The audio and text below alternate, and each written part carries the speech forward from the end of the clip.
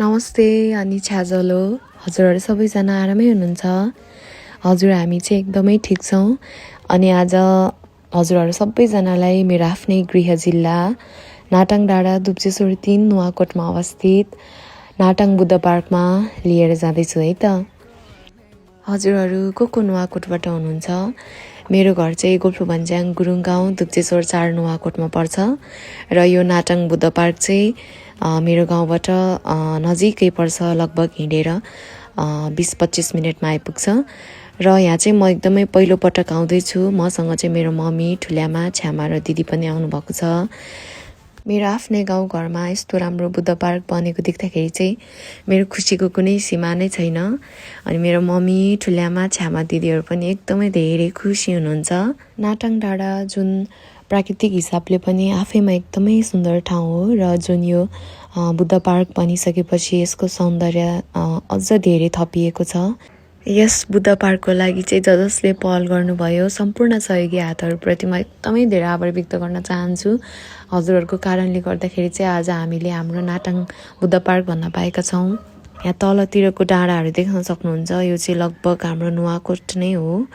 यो तलको एरियाहरू सबै कतिजनालाई चाहिँ कता घुम्न जाने भन्ने कन्फ्युजन भइरहेको छ भने चाहिँ हजुरहरू नाटाङ बुद्ध पार्कमा आउन सक्नुहुन्छ र कतिजना चाहिँ हेलीमा आउन चाहनुहुन्छ भने पनि त्यसको लागि पनि व्यवस्था रहेको छ यहाँ।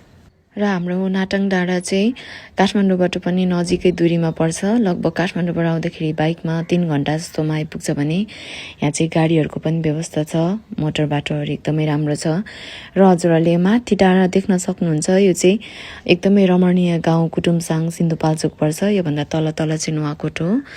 हजुरहरू कतिजनाले सुन्नुभएको होला लाङटाङ राष्ट्रिय निकुञ्ज। यो चाहिँ अलिकति माथि गएपछि लाङटाङ राष्ट्रिय निकुञ्ज पर्छ र त्यहाँबाट चाहिँ गोसाइकुण्ड पनि जान मिल्छ है। हाम्रो गाउँको मान्छेहरू चाहिँ त्यो बाटोबाट गोसाइकुण्ड जानुहुन्छ। र यहाँ हजुरहरूले देख्न सक्नुहुन्छ जातो र ढिकी पनि छ है। अनि मेरो ठुल्यामा र मम्मी चाहिँ जातो र ढिकी चलाउँदै हुनुहुन्छ खुसी भएर। अनि मेरो मम्मी र ठुल्यामा चाहिँ उता टोयलेट जाँदै हुनुहुन्छ। यहाँ चाहिँ महिला पुरुष दुवैको लागि चाहिँ चर्पीको पनि व्यवस्था रहेको छ। र हजुरहरू घुमिसक्नु भएपछि मिठो खाजाको लागि पनि खाजा घरको व्यवस्था रहेको छ। हाम्रो आदरणीय दाइ तीर्थ तामाङज्यूको होटलमा हामीले गएर मिठो खाजा खायौँ। दाइ यहीँ हुनुहुन्छ। अनि हामीले भाउजूलाई बिल तिरेर हामी सबैजना घर फर्कियौँ।